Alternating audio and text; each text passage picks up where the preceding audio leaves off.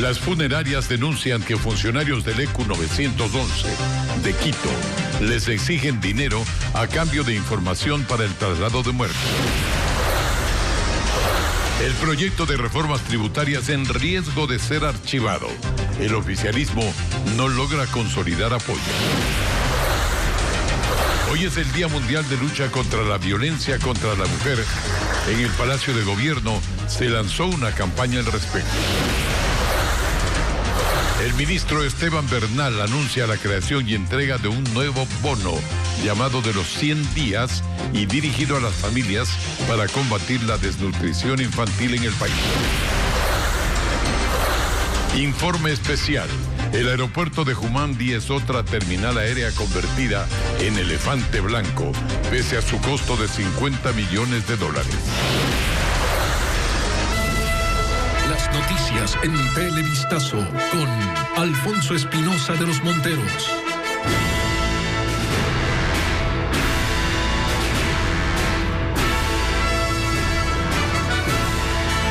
Buenas noches, amigos.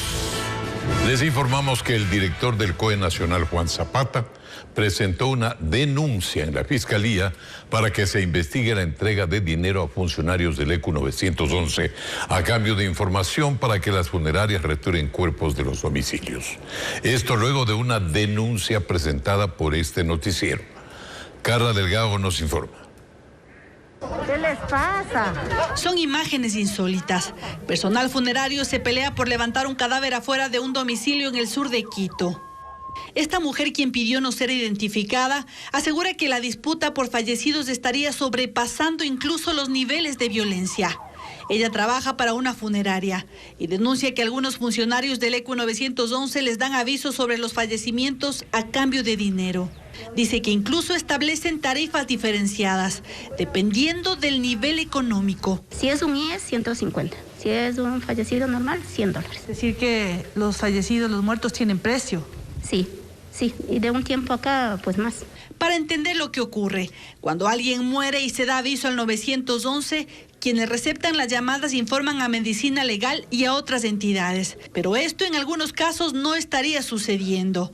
Así lo afirma Fernando Márquez, representante legal de Funerarias de Quito. Primero llegan hasta 3, 4 funerarias al levantamiento que son informados directamente del ECU 911. A mí me da mucha vergüenza como representante. ¿Por qué? Porque esto se vuelve como una subasta.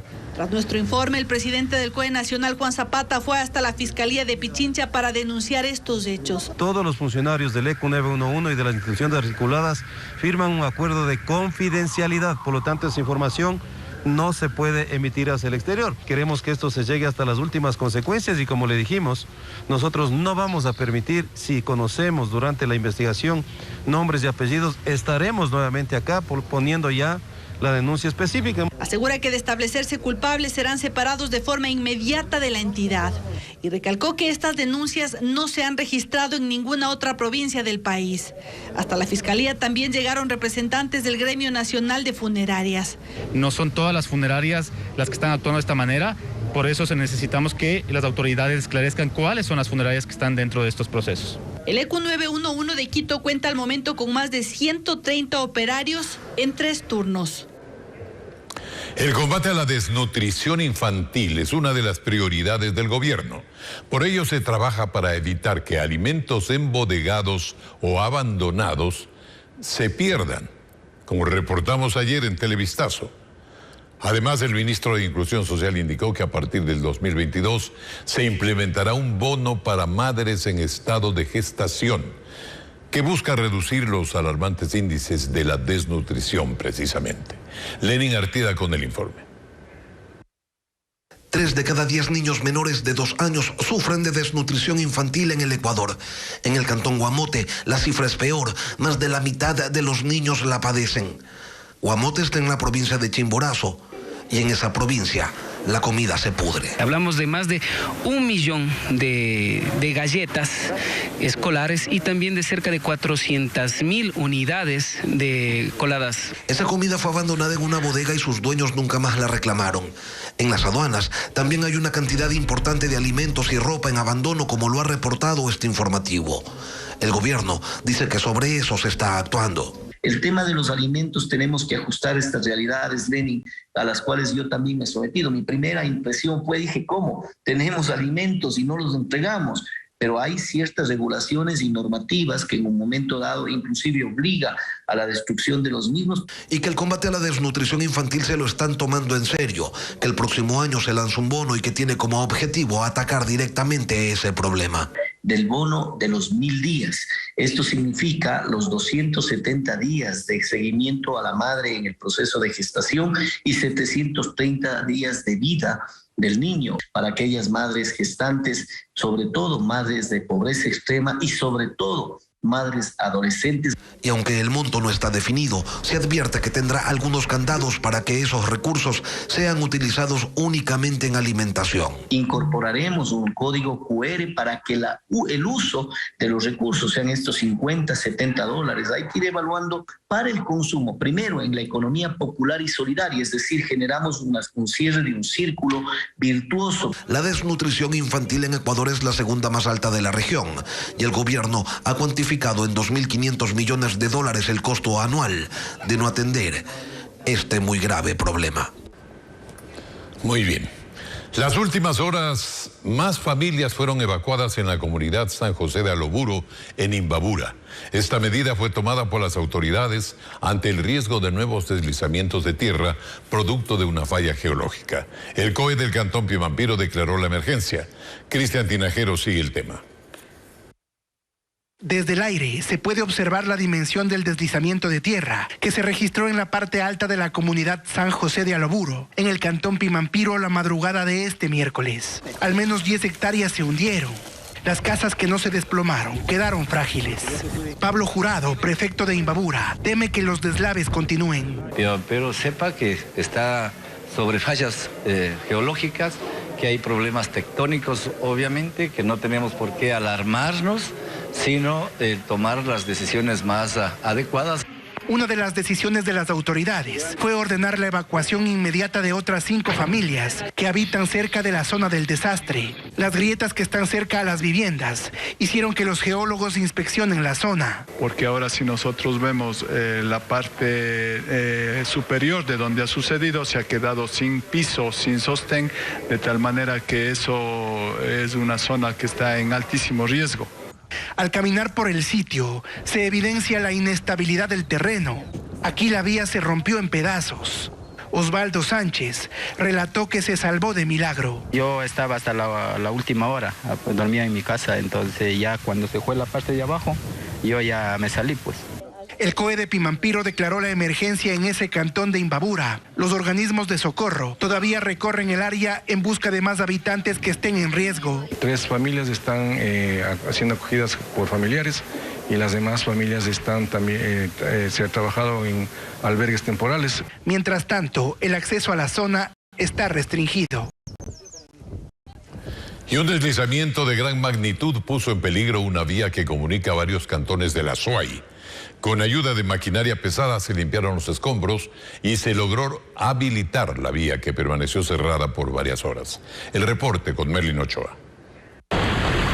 Un deslave de gran magnitud inhabilitó completamente la carretera. Grandes rocas cayeron en un tramo de la vía Paute-Huachapala en el sector Corazón de Jesús en la provincia de Azuay. El incidente ocurrió la madrugada de este miércoles. Los vehículos quedaron varados por varias horas, por lo que los pasajeros tuvieron que cruzar a pie el camino lleno de tierra y así llegar a sus destinos. Técnicos del municipio de Huachapala acudieron al sitio para constatar los daños y con maquinaria recoger los escombros. Participado al COE provincial y nos están proveyendo ya de más maquinaria ya de los cantones vecinos, también agradecimiento. La caída de rocas no dejó heridos ni daños materiales.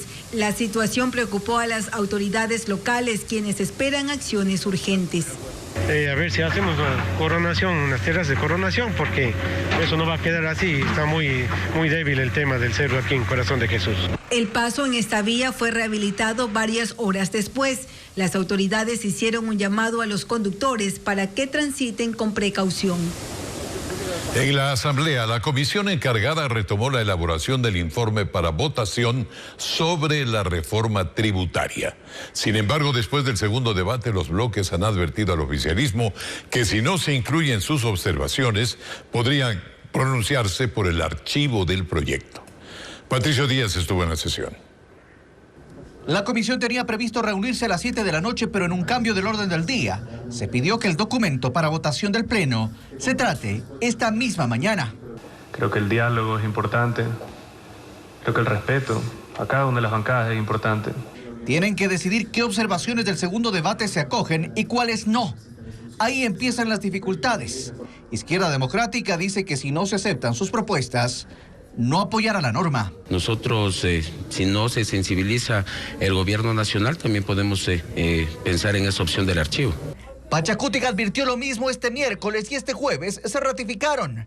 Van por el archivo si, por ejemplo, no se sube la base para el incremento del impuesto a la renta de $2.600 a $3.000 como mínimo. Sí, un equilibrio probablemente puede ser, dependiendo también las posturas de cada uno de los asambleístas. Entre los independientes, la posición es similar. Aquí tenemos que ser claros, no hay los votos, ni para lo uno ni para lo otro. Esta ley estaría en limbo. En el oficialismo dicen estar abiertos a dialogar y advierten sobre la grave situación económica del país. Es el peor escenario posible para el país, porque nos pone en la disyuntiva de tener un gobierno que no tiene las herramientas para sacar al país adelante. Y eso también obliga a otro tipo de decisiones constitucionales e institucionales. El archivo es lo peor que le puede pasar al Ecuador. La comisión siguió sesionando, a pesar del clima. No se asusten, señores, solo es un trueno, a lo mejor es Dios que está tratando de moverles el corazón. Tienen que presentar el documento al Pleno para votación este viernes a las 11 de la mañana. No habrá debate, solo los votos. El gobierno nacional declaró de prioridad nacional la promoción y defensa de la igualdad de género. A la par lanzó la campaña contra la violencia hacia las mujeres.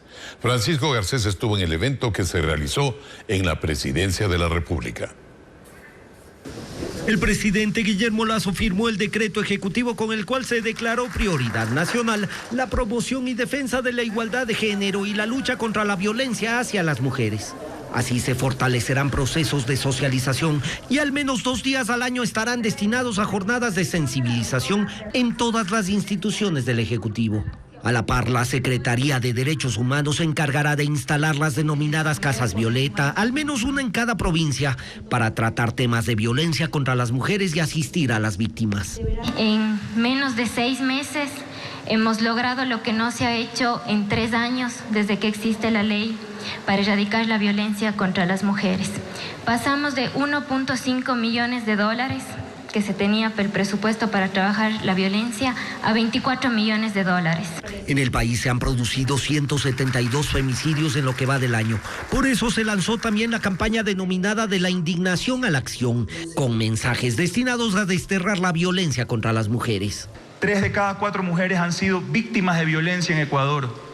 Cada 3 días una mujer es asesinada y el 92% de estos casos son perpetuados por una persona del círculo cercano. A esto se suma la aplicación del registro de violencia contra las mujeres, que es un sistema por el que las entidades de justicia compartirán los datos de cada caso de este tipo de violencia. Al mismo tiempo, estamos trabajando con las casas de acogida y los centros de atención integral.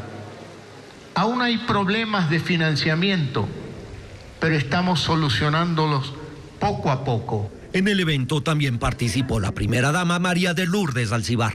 No, mujeres, no somos víctimas de nadie, solo de nosotras mismas si nos dejamos. Si nosotros no nos hacemos respetar, pues nada va a cambiar. Su discurso generó crítica, sobre todo en redes sociales. Sobre este tema, repasemos algunas cifras nacionales de violencia contra la mujer.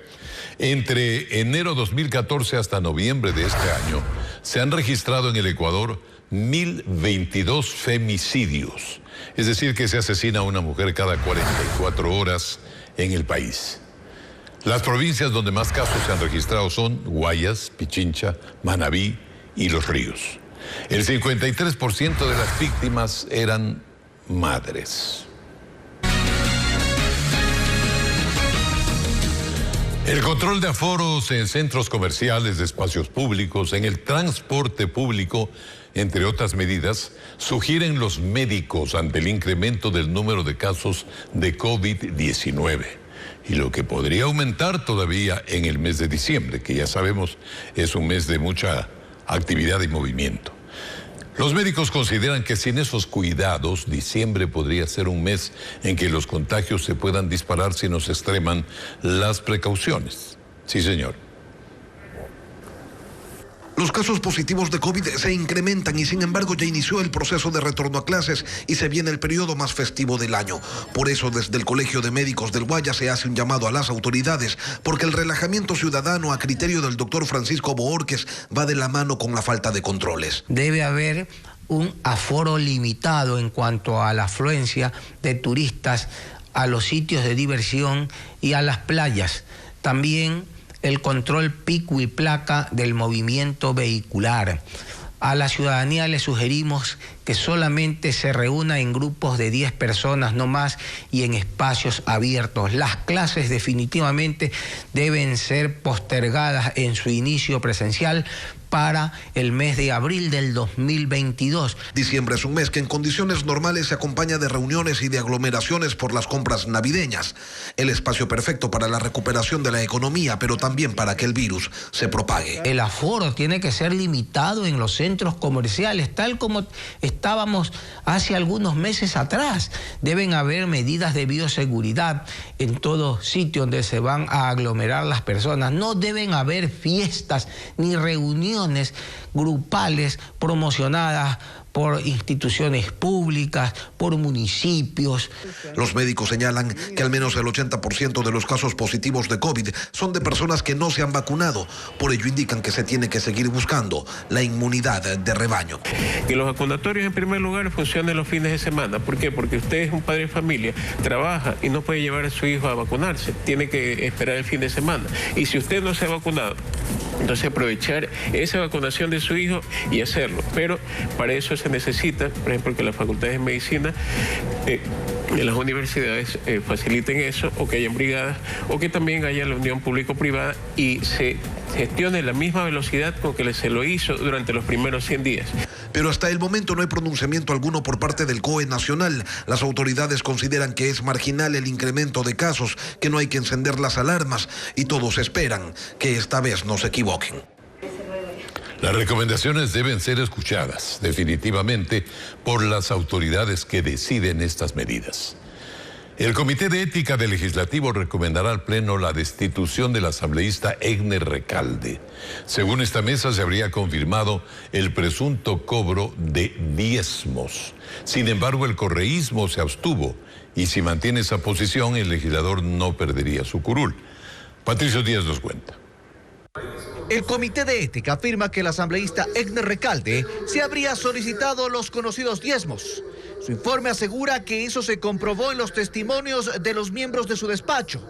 Por eso, recomiendan al Pleno su destitución. Hemos hecho constar en el informe las versiones de los dos testigos que expresaron claramente que han dado un testigo $200, otro testigo que decía que hemos dado $500. Eso está en el audio, eso está en el documento. El legislador Recalde cuestionó la decisión de la comisión. Indignado, han resuelto a base de una manera subjetiva, sin pruebas plenas. No entregaron un solo centavo a Egner Recalde y tampoco lo he solicitado. La resolución se tomó con 3 votos a favor y 2 abstenciones. Dalton Basigalupo, de la Izquierda Democrática, se abstuvo. Señala que lo hizo por principio de imparcialidad, pues fue uno de los denunciantes de Recalde previo a este proceso. Sin perjuicio de que en el Pleno Legislativo yo defina una posición específica. La otra abstención fue la de la legisladora del correísmo, Luisa González. Indica que lo hace porque hay una duda razonable. Debido a la falta de pruebas que nos puedan dar la certeza de que hay una infracción cometida por parte del asambleísta denunciado. Los otros legisladores del comité manifiestan que no hay argumentos para esa decisión. Porque ella pues está concluyendo en que mientras den los diezmos en efectivo, pues no hay manera de comprobarlo. Además le está quitando validez a la prueba testimonial cuando pues pruebas son pruebas. Para destituir a un legislador se requieren 92 votos, algo que no se puede alcanzar sin los 47 miembros del correísmo. Es decir, si ellos mantienen su abstención en el Pleno, el legislador no sería destituido. Cientos de estudiantes se movilizaron este jueves para exigir al gobierno el incremento del presupuesto para la educación en el 2022. Según sus dirigentes en la proforma presupuestaria, el Ejecutivo hizo un recorte que afectaría a la comunidad educativa. Paul Romero con este informe. Delegados de la Federación de Estudiantes Universitarios del Ecuador, estudiantes secundarios y docentes se concentraron en la Plaza Indoamérica en la Universidad Central en Quito. Desde este lugar se movilizaron hasta el centro histórico para solicitar al gobierno que revise el rubro destinado a la educación en el presupuesto general del Estado del 2022, en donde aseguran que existe un recorte considerable. Que se ha recortado 950 millones en educación inicial, en educación básica y en el bachillerato. En el presupuesto que fue devuelto por la Asamblea del Ejecutivo con observaciones, se contempla 3.100 millones para la educación, pero aseguran que no corresponde al que establece la ley. No se ha cumplido con el 6% del Producto Interno Bruto, que habla de que cada año se invertirá 0,5% en educación, es decir, se incrementará el presupuesto. Según los estudiantes universitarios, en la proforma del 2022 también se redujo el monto para las universidades públicas del país. Existe un recorte de 117 millones de dólares a las universidades. Esto afectará en inversión educativa. Los estudiantes anticiparon que de no existir una respuesta favorable del gobierno, tomarán medidas más radicales.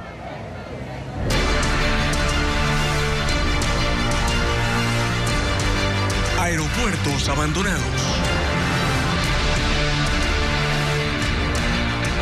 Pese a tener la tercera pista aérea más grande del país, el aeropuerto de Jumandi, en la provincia de Napo, pasa la mayor parte del tiempo inactivo y vacío. La obra fue construida en el 2011 con un presupuesto de casi 50 millones de dólares y en la actualidad se usa para esporádicos vuelos privados y otras escasas actividades particulares. Nuestra corresponsal, Elizabeth Quesada, nos muestra las instalaciones ya deterioradas en el siguiente reporte especial. En el abandono, así ha quedado el aeropuerto Jumandi, una obra que cuenta con una pista de aterrizaje de 2.600 metros, la tercera más larga del país después de Guayaquil y Quito, pero por la que pocos aviones han pasado. Durante un recorrido en el interior de la terminal aérea, constatamos que la infraestructura se está deteriorando por la falta de mantenimiento. Por ejemplo, en la sala de preembarque y arribo hay filtraciones de agua.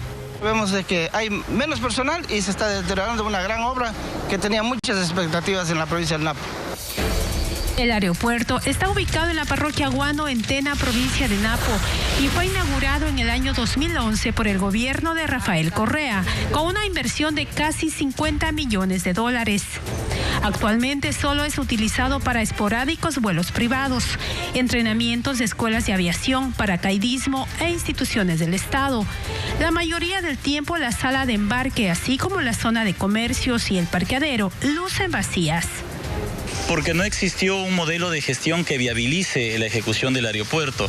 Los vuelos tenían valores muy superiores a lo que el mercado estaba dispuesto a pagar. De acuerdo a la Dirección de Aviación Civil, anualmente se invierten $250.000 en el mantenimiento y en 2022 se prevé una intervención en áreas verdes, señalización y cerramiento. Para el próximo año está ya presupuestado un mantenimiento para la infraestructura. Wilfrido Villagómez, gobernador de Napo, reconoce la falta de atención que ha recibido la infraestructura. Cuando tenemos nosotros alguna infraestructura o una inversión grande que costó bastante dinero, como en este caso el aeropuerto Jumandi, de las arcas públicas, y no está dando el servicio necesario, eso es un elefante blanco. TAME fue la única aerolínea comercial que llegó a operar en este aeropuerto con rutas entre Quito y Tena.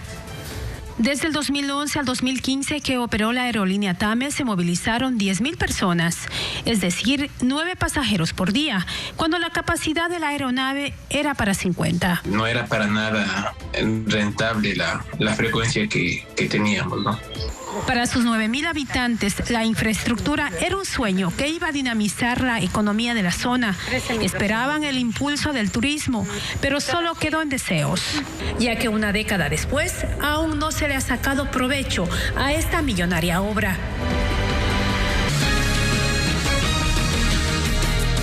Continuamos. En la Asamblea se inició el trámite del proyecto de ley de interceptación de aeronaves irregulares y defensa del espacio aéreo.